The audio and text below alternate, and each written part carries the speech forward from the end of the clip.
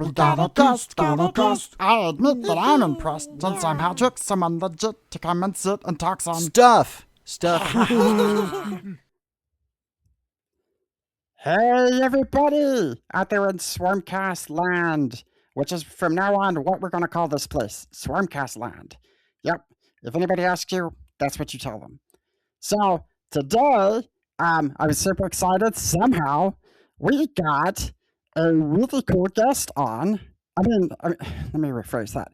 All of our guests have been really, really cool, but today we've got Sean Patrick Flannery. Yay! Wait, you're not Sean Patrick Flannery.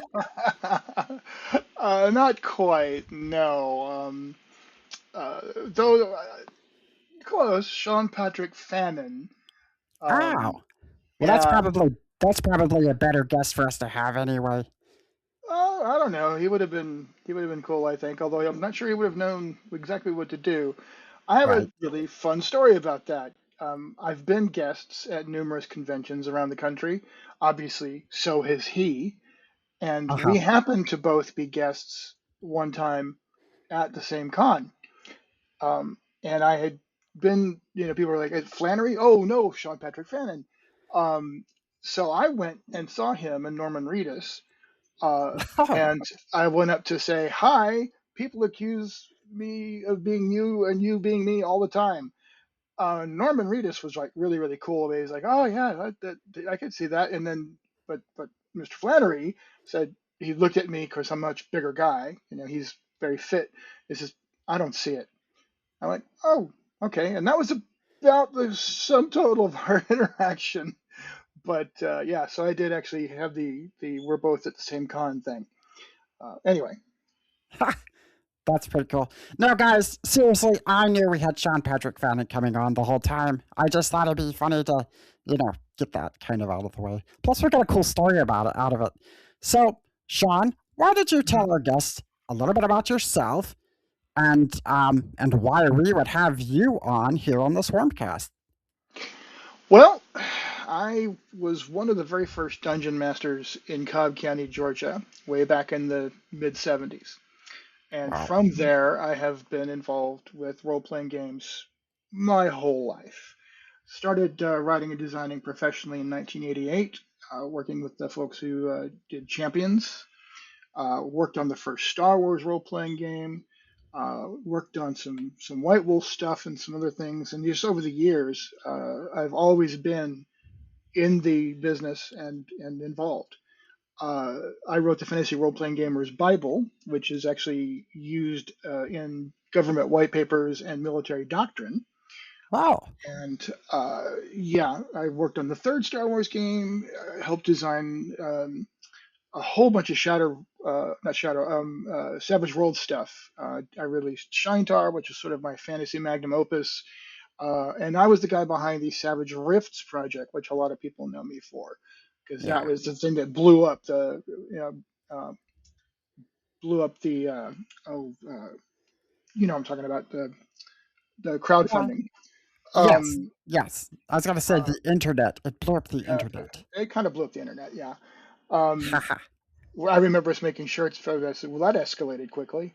Um, Yeah. so anyway, I did a bunch of that kind of stuff. Worked with Len Pimentel not long ago on an award-winning superhero game called Prowls and Paragons, Yeah. and kind of fell out of things for just a little bit. But very recently, I've come back swinging again, and I'm doing a bunch of Shadowdark stuff because I kind of fell in love with the Shadowdark game at another convention not long ago, and I I rediscovered my love of that style of gameplay. The old roll a d20, move and do cool things, kill monsters in dungeons, and level up. That all just the way that game works, it appeals to me, and I've started creating all kinds of stuff for it.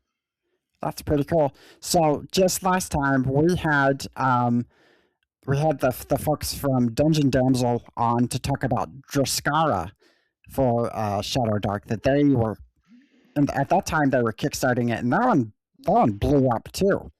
Yeah, it did. So, Yeah. so it looks like all the kids are getting into Shadow Dark these days, which is Hmm. which is kind of interesting, but considering how it's very much it takes some of the new because it's got a lot of that 5e vibe to it, but it definitely leans into OGL, um, as they say, stuff Well, as well. I would counter that it steps away from 5e. See, Oh yeah, I've been doing this for a very long time, and I'm in a 5e campaign right now. I still have a hard time remembering all of the options, all of the things, what I should be using, which bonus action I can do, which free action I can do, which this, which that, yeah, whichever. And with Shadowdark, it kind of goes back to that feeling as a kid where you kind of look at what's going on, your character sheet, your stats, and you you roll a d20 and you hit or you miss, and you roll some damage, and really everything else just kind of flows very, very intuitively from there. I've got a lot of colleagues who've said that if somebody wants to learn to play Dungeons and Dragons, they actually teach them with Shadowdark now. that makes sense. There's definitely not as many crazy wonky numbers to have to try to add together like you know Mhm. like well I got a +5 from this and a +2 from that and a +12 from this. It's Ah, way less complicated, and like I said, I fell in love with it. It's funny because I'd given up on dungeons a long time ago, and now here I am back into dungeons again. So, ha, everything kind of comes full circle. yeah. Yeah, okay. So tell us about your Shadow Dark project that you've got going on. Thank you. It's the Chronicles of Ironhaven. Okay. Actually, not the Chron. I kept flipping and flopping, but it's actually the Ironhaven Chronicles. That's the name of the line, the Ironhaven Chronicles.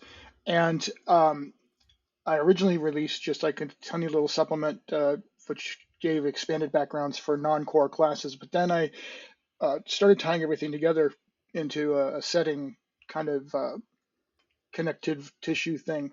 I released my first adventure, The Tomb of Garshul, which straight up dungeon with some interesting little political stuff going on when you come out of the dungeon that kind of leads into a much larger story arc if you want.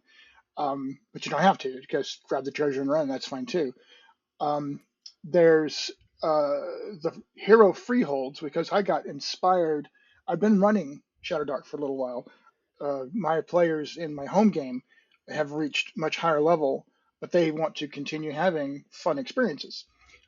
So I literally over a week I fever pitch created something called Hero Freeholds, which lets you do epic levels, past 10, and Oh, lets you cool. build up a freehold with all of the stuff that goes with that. Managing with you can have blacksmiths and soldiers and settlements and all kinds of stuff going on there.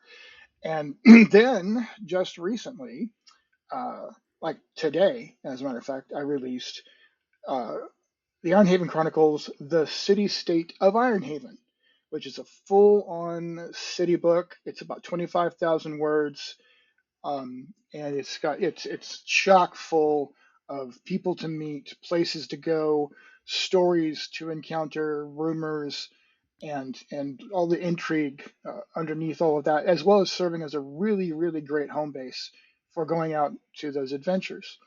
And the next will be the realm, which is the world in which Ironhaven exists. Which so we're building up from here's an adventure to here's the city state to here's an entire world, and it's all kind of part of that. So that's and then I'm going to do a bunch more adventures and other things based on what people let me know that they want. That's super cool. And where's be the best place for you to tell people to go find all of these things? So my publishing house is called Portalis, Portalis, Portalis Publishing, and it's on Drive Through RPG. I'm trying to keep things simple for me, and just in general for everybody else. Yeah. So I'm just doing everything via PDF. I suspect there'll be some people who at some point may want to see print books, and if that becomes a thing, I'll go through the process of creating POD files for them. But right now, I just want to get the content out there for people to enjoy. I'm creating maps that people can put up for their virtual tabletops uh, directly, so people who are running online can use the maps and things like that for that. Um, and it just in general, I'm taking the fun that myself and my friends and fans are having and trying to put it out there. But yeah, Drive Through RPG. That's really the best place.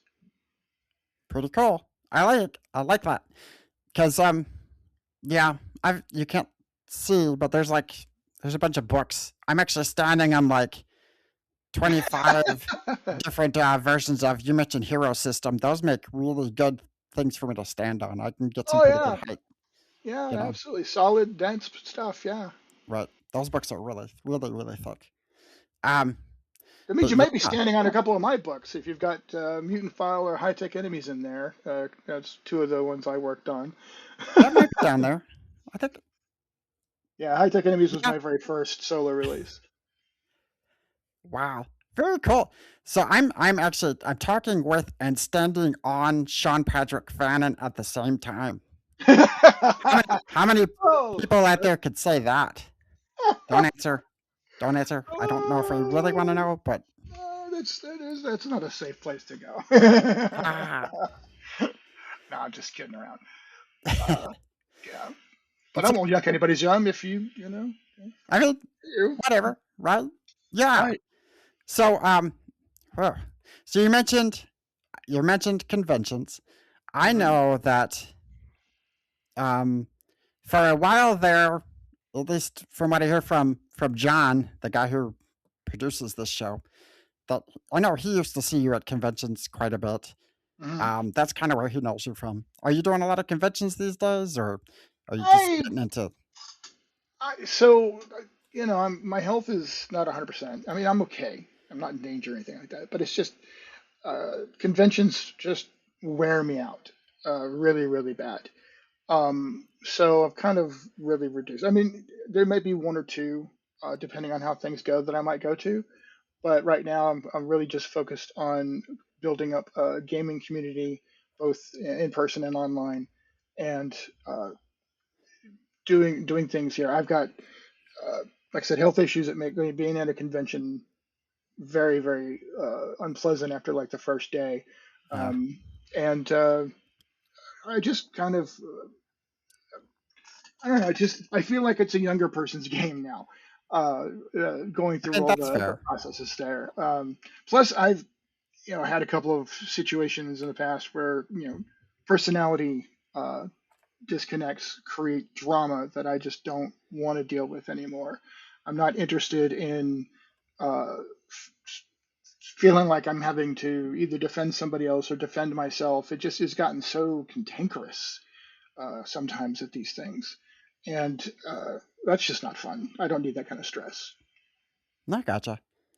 So, if somebody wants to game with you, Hmm. where would be a good place for them to do that? Thank you for asking. Ah, I have recently joined the ranks of Start Playing as a cool. professional GM. Just ran my first official game via that uh, this last Tuesday, and it was a smashing success. I've got another one scheduled coming on Sunday, and right now my two regular campaign slots on Start Playing are Tuesday evenings and Sunday evenings. Um, but once I get those launched and going, I'm planning on seeing if there's a demand for more, and I may set up one or two more slots. Wow, that's cool. That's very cool. And that's been going pretty well for you. Yeah, like I said, the first I just launched it, and the first game went, like I said, really really well. I also run locally here in Pittsburgh at a place called Taps Axes and Games. They've Okay. got a whole gaming salon area upstairs from the axe throwing. It's kind of a weird combo, but it Huh. works. And I've got a regular group there, and Hmm. people who've been excited about playing with me there too. And then I've got the home game, which is really good. I've got some really fantastic players here. I've got some online games I was running back in during the COVID days, and they're still going. So uh, there's a lot of gaming in my life. Huh. Well, that's good. So you still get the gaming in. Oh yeah. Do you ever at your games, at the live in person ones that you do you ever tell someone, well, if you can if you can hit this target with your axe, I'll give you advantage on this next attack. I'm pretty sure the owner would love if I did something like that. Go down, Haha. buy a round of axe throws, and then come back and get some luck tokens or something out of that. That I may actually have to consider that one time just for fun. Uh, that could be that. All right, that one got me. I didn't even see that one coming. That's good. I like it. I'll have to mention it to Tim, the guy who runs the place. Yeah. I mean, he's like, well, we've got axes, and you've got people who would probably like to throw axes, so let's do it. Yeah. Yeah, yeah, that could be a hoot. That would be a hoot. So with your start playing dot your oh my gosh, start playing dot games is where people can find you. I know if people go out there, they could find all sorts of other games as well, right? Oh, well, Start Playing has got massive. Uh, Yeah. yeah, yeah, and you're right. It is Start Playing games. I was thinking, is that what it is? Yeah, there's a huge community on there. When I first saw, I was like, we'll see if that does anything. Now, that next time I turn around, it's massive. It's huge. Oh yeah. There's people, from all over playing with people from all over. So it's doing a really good service. Plus, it is, honestly, kind of nice to make a little bit of money at something you put so much time and effort into. So I used to be kind of like, can I get paid to actually run games? And I've been hearing about these professionals who run D&D games for very wealthy people or corporations or whatever, and they make all kinds of money. But D&D is not something that I would enjoy running, so it would become as much of a Right. grind as anything else. But now I've got this dark, Shadowdark, and people really want to play that, and it's much easier to run, much easier.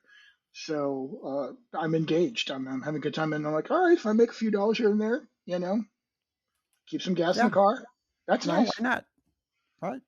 Excuse me just a second. I gotta hop down off these books for just a second. Ah, Okay, bye bye. ah, gotta adjust something there. ah, sorry. Had to adjust my shirt. Okay, no worries. That's We okay. had to, stay presentable. See, this is the thing, Adjust my shirt. right? See, this is the thing with doing virtual stuff. You gotta take care of how you look. Oh yeah. Well, Yeah, you remember, darling, it's not how you feel, it is how you look, and you look marvelous. marvelous. Mwah. I got that reference. I I don't. I'm not sure how many other people watching this would get that reference, but I got that reference. Very cool. So, it's funny because I've talked to other people who run games like on Discord and things like that, and I Hmm. keep saying, I keep getting told that I've definitely got the presence for virtual gaming, whatever that Hmm. means, and I keep saying like, oh, I should try to play one of your games online or something like that. If I wanted to go on to um, what is it? Start playing dot games and Hmm. join in one of your games. Would you be okay with that? Absolutely. That would be a Cool, hoot. That'd be cool. really cool. I'll see what I I can do. love it. I'd love it. Yeah, absolutely. I'll have to get John Yeah, to yeah. I'd love to see if to John hook can. me up. Yeah, Yeah. he knows how to get a hold of me and set things up. That should be fine. Yeah. All right. I'll see if I can make that happen. Right now, I've committed to about 50 different games online with people, and I haven't done anything yet. So, yeah. You're just a very popular, well, puppet.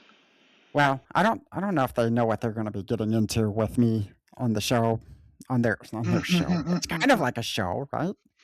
I've always said that being a game master is very much like presenting a very personalized cinematic or maybe a screen type experience. At least that's the way I want people to feel like that they're the heroes in a movie or a cool TV series.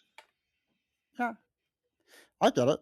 And so I've definitely heard of, if not seen, that in some of your games in the past as well. Um, I've often heard that lots of folks just praise the fun that they've had at your games in the past at conventions and such. It's And very, and I very was kind. and I was skimming the reviews for Ironhaven and a few other things, and yeah, everyone's Yeah, blown away. I I've guess that's had what I've had a little bit of luck. I mean. You've had a lot of experience running these games too, so Well, the funny thing is, as I said at the beginning, I was one of the first dungeon masters. I didn't know how these games were supposed to go. I didn't right, have the examples, so I taught myself how to be a game master. And in the course of doing that, I was running games with that cinematic flair, that action movie flair. And then yeah, when I found other people playing, then they were just doing more standard, go 10 feet, check for traps, argue about who gets what trap. I'm like, this is what?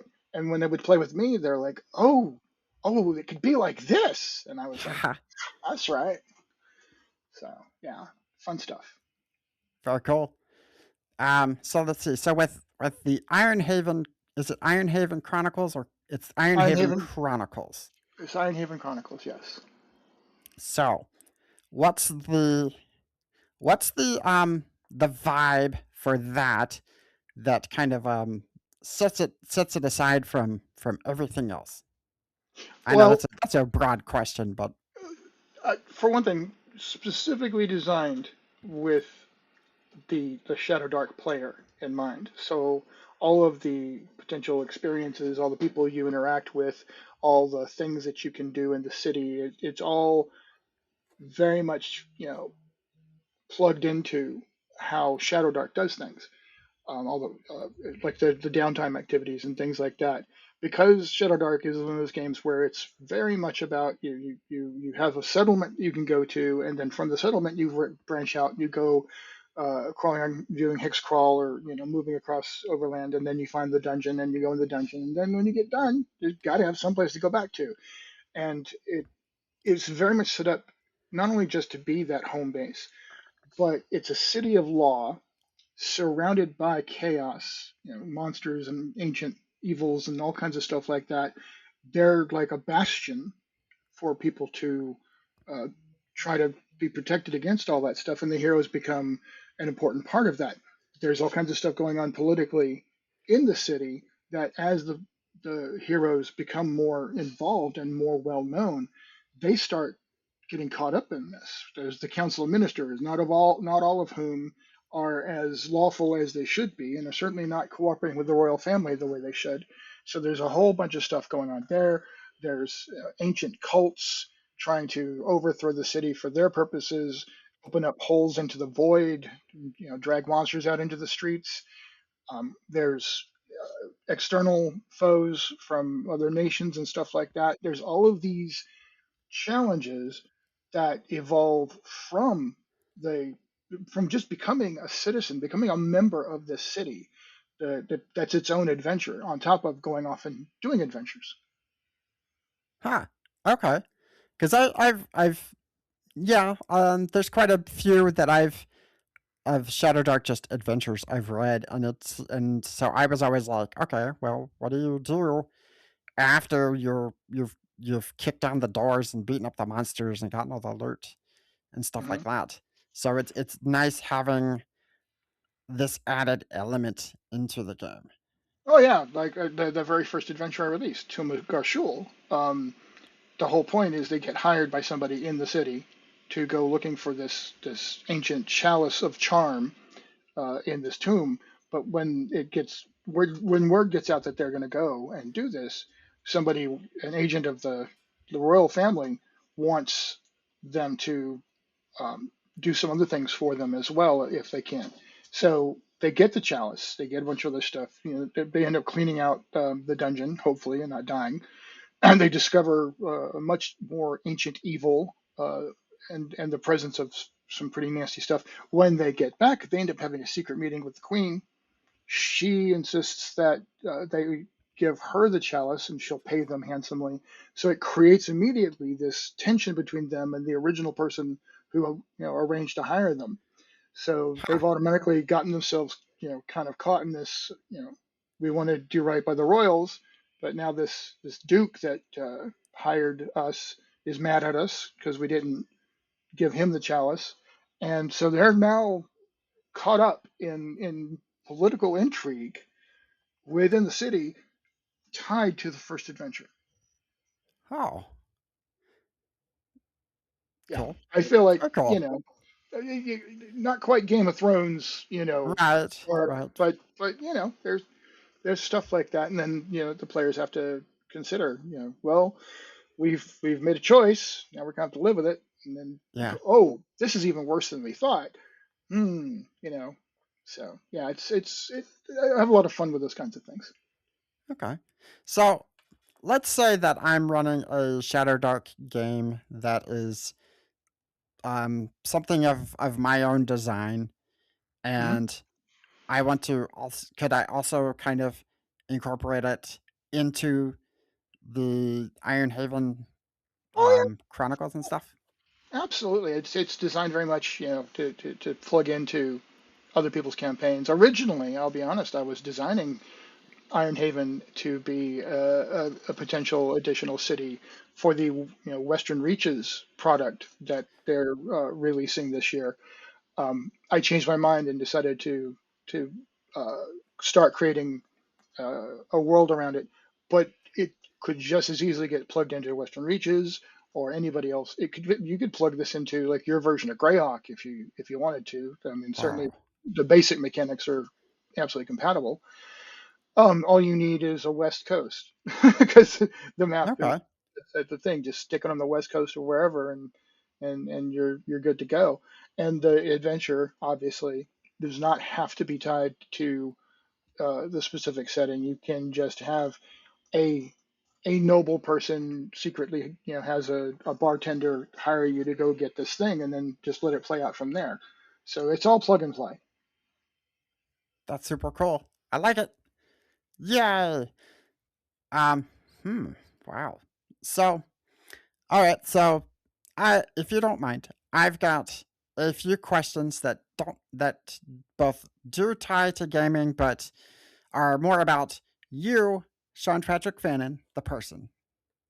Sure, fire away. Okay. So, um, well, first question I asked to all the guys, all the folk out there who tell me that they GM a lot of games. Um, do you get to play much? Not as much as I want, um, to be honest. But at the same time, I'll also admit that that's always a hit or miss because if I join in with games where people are just playing a completely different style than what I like to do, then I have to consider my peace of mind and well-being, and what I'm going to spend time with. So there's been a few online Shadowdark games that I joined in that I just it wasn't really working out for me. But there are some, like I've got a friend in the home group, and we trade off sometimes. And he just recently ran. Actually, it was called Fabula Ultima. It's this Oh new yeah. anime inspired game, and we played that, and he wants to continue that. So that's going to be a cool opportunity for me. My housemate Rich runs an online game using the rules I co-designed for Prowls and Paragons. So I get to play as sort of a superhero character in that. It's not very often, but it has happened. I would I would enjoy playing a little bit more, but right now I'm working on all the writing and design stuff, the start playing career, and all Yeah. those things going on. You'd think you wouldn't believe I'm actually technically retired, Ha. but yeah. So I would love to play more, you know. So there's that. Okay. Well, follow up question. When you do get to play, is there a particular type of character that you like to play? So I don't know if you can see this. There's this social justice paladin. Yeah. The reason I got this shirt, along a bunch of other things, is I've always been the paladin. The first time you could play a paladin in D&D back in the day, that's what I played, and that's what I continued playing off and on. And it's always the first, if it, whether it's a computer game, a tabletop game, whatever it is, the, the character type that's most like a paladin, that's what I play first. And uh, I've recently played my very first paladin again, Valator Galadrius. My nickname coming up through my 20s was Shiny Guy. There's still people who call me that, and Ha, yeah, I'm just known as being a paladin, um, and not in the lawful stupid way, but the right, right. thoughtful.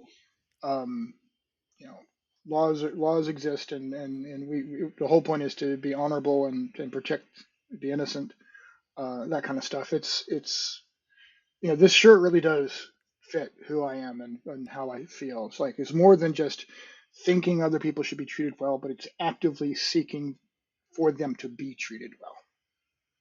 Okay, I totally get that. My shirt's kind of the same way, Toast. right? And that's You how I want people are to treat. toast. Wait, I mean that's my name, and um, it's one of the things I like to eat, so it works out. Okay. Let's just leave that joke right there. Right, pick it up.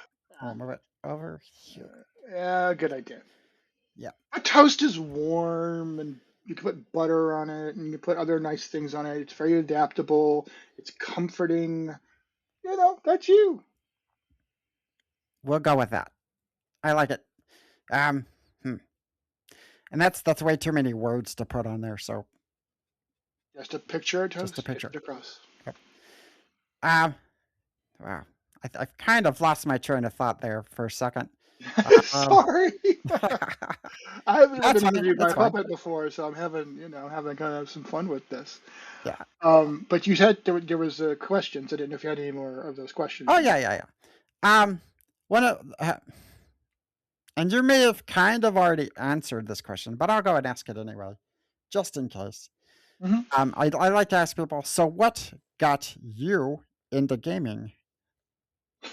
Actually, there's a bit of an involved thing. So let me see if I can shrink it down a bit. But I was one of those kids, and this is the '70s we're talking about. Was since then been I've been diagnosed as being very much on the spectrum, and neurodivergent and all of the current phrases of the day. But back then it was just I was weird, and I had a hard time connecting to my peers. I was reading The Hobbit when I was 2. I read Lord of the Rings at age 3. Um, I was always the straight A kid, but even the other straight A kids didn't really know how to deal with me. So my social life was completely just miserable. It was a nightmare. When I first discovered the existence of Dungeons and Dragons, because I read about it in a little article in something called Games Magazine. I spent a lot of time in the library in middle school because I was ahead of everybody and everything, and they were like, "Well, just go to the library," because otherwise people were picking on me and I was upset and it was disruptive. So they just let me go do my own self study stuff. So anyway, I read about this thing, completely blew my mind. Uh, Begged my mom to take me to find a copy of it. We found it at Spencer's Gifts Wow. in Cumberland Mall in Cobb County. We had to walk past all the naughty posters and stuff to get it. My poor mom was mortified, but she did it for me. So she And, was like, "What are we getting into here?" well, the thing was, my parents never bought into the Satanic Panic thing, um, and they wanted something that was going to engage me positively. Um, Okay. so I got it. I started really delving into it. It captured my imagination and my mind and creativity, and I started running games. And all of a sudden, the kids in the neighborhood would try it, and they realized they really liked it, and they became my group. And it saved my social life in a lot of ways, and it may have saved my life. Period. um, it was an amazing turnaround and just a huge change for me. I became well known within the community, people who were getting into those games by the 80s. I was the dungeon master or the game master everybody wanted to play with. Um, it was a weird kind of popularity, but it was its own kind of social dynamic. Because I'm an extrovert on top of everything else, which is very rare amongst Yeah. uh, folks like us. So I've really loved being around people. So entertaining them with the games that I was running just became and to this day remains a major driving force in my being. And then there was the point sometime when I was actually at West Point for a couple of years before I decided that wasn't going to work out. But while I was there, I was actually starting to write articles for the Gamer magazine, and people were like, "Dude, your stuff is as good, if not better, than some of the stuff that's being published. You should start writing." So when I left West Point, I made a couple of pitches, and then eventually started writing the champion stuff, and then it became running at conventions to show off all the stuff we were doing with the different games, and it's never not been a part of my life. Wow. That's really cool. I like that. Wow. Holy crow. Holy crow. Uh, Holy crow! holy crow. Well, that's usually the kind of getting to know you sort of questions. Mhm. I guess do you have any other? This might be a. I don't know how you're gonna answer this, but do you have any other type of like hobbies or stuff that you're into, or is it pretty much just gaming? How dare you? There's not the gaming is life. Now here's the thing. Uh, I used to love doing lots of social things and stuff like that. I used to dance and had those kinds of things. um, these days, legs don't work quite as well, so I kind of take it easy, be careful. Um, but I still enjoy music. I enjoy movies, especially geek movies and stuff like that. I thought Yeah. the original Marvel universe was like this huge oh wow moment. That was after having the oh wow of Lord of the Rings. So it's a golden age for geeks who like movies and television shows. Um, but I just really do crave the interpersonal. So when I can be involved in a game or running a game with people, we're interacting, we're having all the social that goes with that, sharing a meal usually for in person. And also, there's not just the running games online, but also playing things like Grim Dawn and Diablo and stuff like that with friends, doing multiplayer co-op, Oh so we yeah. can talk to each other while we're doing that. So, I mean, there are probably some people like, dude, get out and do something else. Walks and stuff like that. There's nearby parks that I'll go to and things like that. Um, but I'm unabashedly, I'm mostly a gamer. Okay. I mean, I get that. If you, I don't know if you could see what's in this room, but Oh yeah, it's great. there's all sorts of I'm digging it. stuff. It's mostly just Transformers on this side, but on the other side, it's all comics and there's some game. I'm It's standing on it's a bunch of gaming books, so it's Nerdville, man. I love it. yeah, that's the vibe that we're going for here. Vibe. It's All the right. vibe. I ah, don't know what I'm doing. I don't know if that's a thing or not. I just I don't know. It's like this, except you move your fingers, and I can't really move my. Yeah, there you go. There you go. Oh my goodness. Well, well. well, Sean. Um, oh my gosh, it has been cool. It's been fun hanging out with you and talking with you.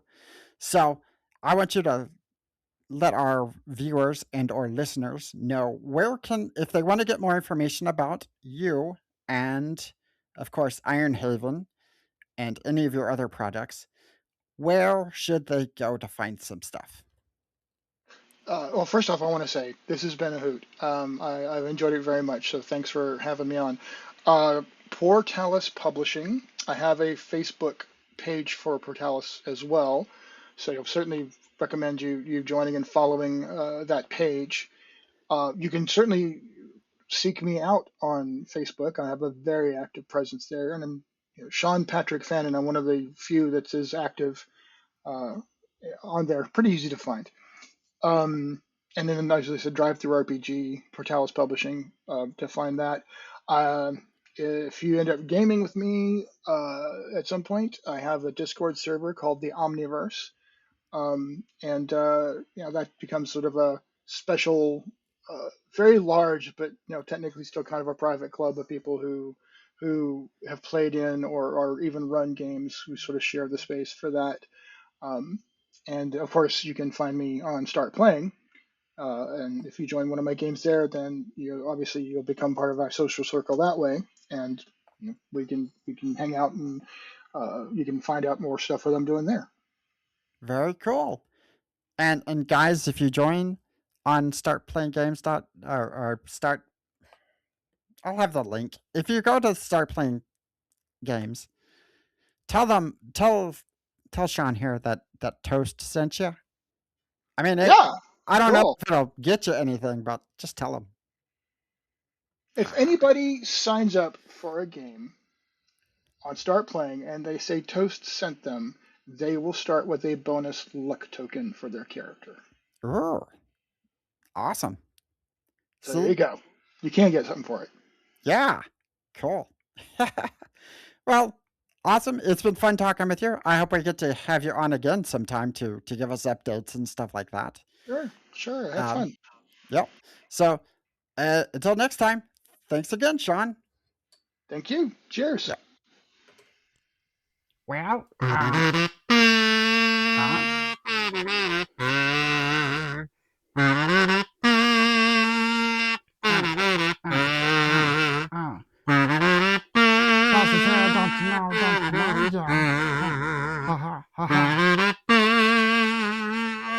that's the end of the Swarmcast show. If you like it, you know what to do. Hit the like, subscribe, and that bell too.